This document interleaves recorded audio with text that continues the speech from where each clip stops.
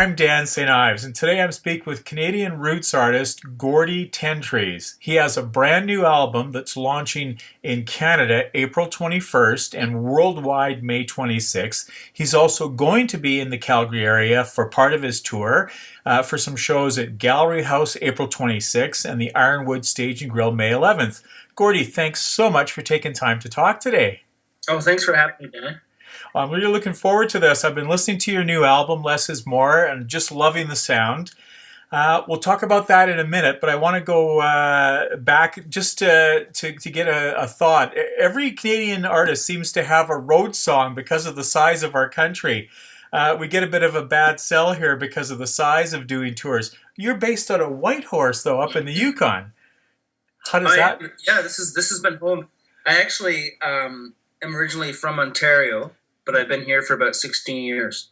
Wow. So how does that add a complexity to getting around? Well, it used to be terrible. It used to make no sense at all. But now that we have, when we only had one airline, now we have three airlines. So in the day of the one airline, they had a monopoly on everything. So it cost, an arm and a leg to get out of town. It was cheaper to drive to Toronto than it was to fly. So now it's a different thing. There's three flights. Excellent. Yeah. Well, and you are an active fella when it comes to the road. We'll talk about that again in a few minutes. But I want to go back just a little bit to something that really intrigued me when I was doing some homework here. You were a finalist in the International Song Competition out of 15,000 entries in the Americana category. But the judges included Tom Waits, Loretta Lynn, and Jerry Lee Lewis. Did you get to perform for them, or did they just judge the music? They just judged the music, and I didn't actually know who was judging it until they told me, and so it was a really real neat surprise, And that whole thing was a whole surprise, It's one of those things you just don't expect to have happen, and then there you go, and you're lucky if it does. It's funny, you always think you enter these things, and as a writer, I'll do the same thing, but that's some pretty iconic music industry artists hearing your music. Yeah, it's a surreal thing, right? You're just a little fella up in the Yukon, and Tom Waits is listening to your songs, right? So that was a weird thing. At the time, it was very strange. Well, you've been compared to him in your sound. Certainly John Prine, I can hear a lot of that sort of an influence in sound. Steve Earle, Fred Eaglesmith. The new album even kind of harkens back a little bit to the early 70s folk and roots music out of Canada. But I understand you wrote over 30 songs for this project. How the heck do you narrow that down to 11? I think a lot of them I started writing, and then I thought, you know what, this is going nowhere. And then I thought, wait a minute, I'll give it, months or weeks or a year. And then just kind of, played them for my producer, and we thought, let's track, as many as we can. And sometimes, you can write songs and play them and they don't turn out at all like they do in the recording process. So it was really neat. And I knew that, this is my sixth album, so I didn't have any, I knew that the more songs, the better, and the more options you have. So that's kind of how that whole ended up, which was great. I knew that from the last album. I was like, okay, I'm going to try to write as many as I can and make it harder. I've only had a chance to listen to it a couple of times. Was there a theme you sat down with, or just putting stuff together while you're out on the road? Yeah, I think it's a bit of both. I think that this album sort of encompasses my life in a big way. The title track, Less is More. I've sort of trimmed my, as you get older, right, you start living, you start drinking more peppermint tea and slowing things down. and reading books and stuff, and so that's what's been happening to me. And all these songs are sort of little captions of moments and events that have happened to me in the last 3 years. Well, it's interesting. As a storyteller, and you've got some pretty vivid stuff in there. You explore the classic sort of stuff like love, but you've got a track on there, "Deadbeat Dad," that urges fathers to try making a difference. Yeah, that's a song. It's funny. That's a song I wrote on Father's Day, I come from a modern family, and I've managed to create one myself. And my son was telling me how wonderful I was on Father's Day, and I thought, I need to set him straight and let him know that his mother has more to do with that than I do. And so I wrote that song just this past Father's Day that went by, and I started thinking about my own dad who wasn't very present, and my role in my kids' lives, and all my friends who have kids, and just everybody I know, whether you're a woman or a man, and all the modern families around me. And I thought, often we don't talk about this as much as I think, or I don't know if anyone's ever written a song about it. So I thought, I thought, deadbeat moms might not go over so well. So I picked a more popular topic. Well, you allude in one of your other tracks on there that I want to speak about specifically, but you allude to, the life of raising kids, but try trading that for life on the road in one of your other lyrics there. So you're trying to balance being a father and being a performer. For sure. And when I'm on the road, I want to, I can't wait to be a dad again. Right. And then after about a month of it, I'm like, oh my God, I can't wait to get on the road again. Right. And I think we as all parents know what I'm talking about, where you're like, okay, you had to go on another trip, but and then it's it's like I can't get enough of them. But then when I've had enough of them, it's time. I feel like it's time to go. Yeah. Well, the one song that I was kind of referring to that has some lyrics to that effect, and it's funny because it's your video for it I watched, and it's so stark, and when you get to the point where you actually speak to the inspiration for somebody's child, I mean, I can't even imagine the backstory and the emotions that went into writing that song. Well, that's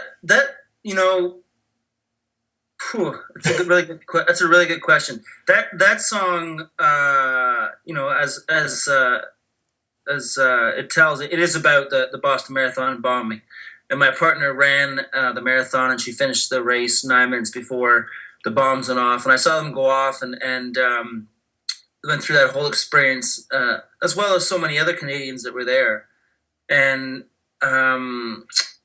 it was a surreal thing to go to bed that night and turn on the television 10 blocks from the finish line and watch the news, and look at the finish line literally hours after it, and laying in bed and thinking, man, I'm lucky I'm here with the person that I came here with.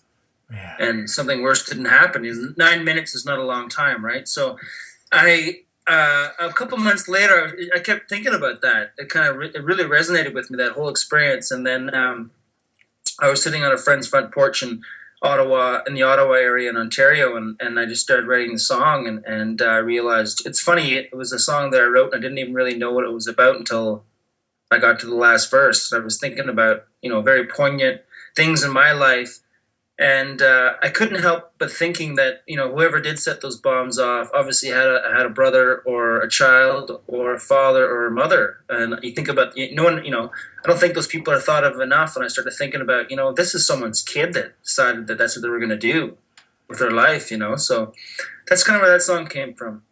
Well, and it's because the whole lead up to where it really starts to speak about that moment, it's so reflective for the rest of your life as well.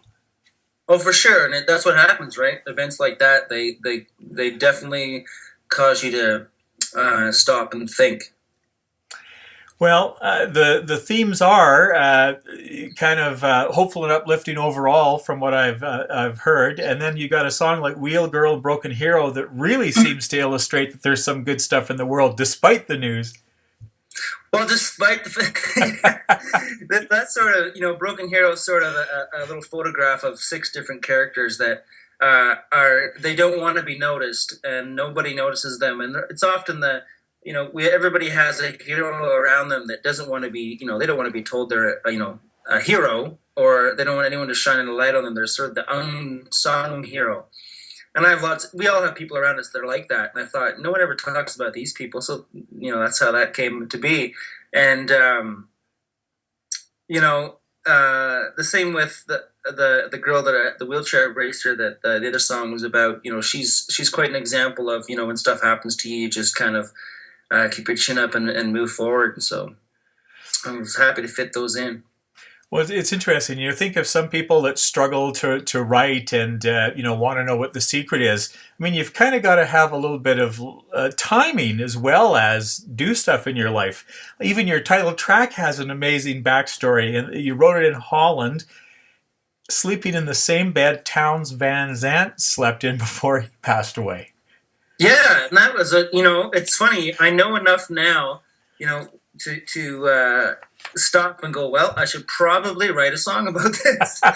Because what are the chances, right, in your entire lifetime that some of these things happen to you? And that was an experience where I thought the people that were promoting the concert and hosting us took us back to a flat and said, this is your bed, and we're really excited for you to sleep in it. And I had no idea why. And then I was pretty tired, and I was thankful that I had a bed, and I was like, thank you. And they put the band to bed in the rest of the house. And then they said, do you know who slept in that bed? And I said, no. They said, Townes Van Zandt on his last tour of Europe before he went back to America, and he just sort of drank himself to death in this room for 10 days, and then went back to the U.S. and passed away.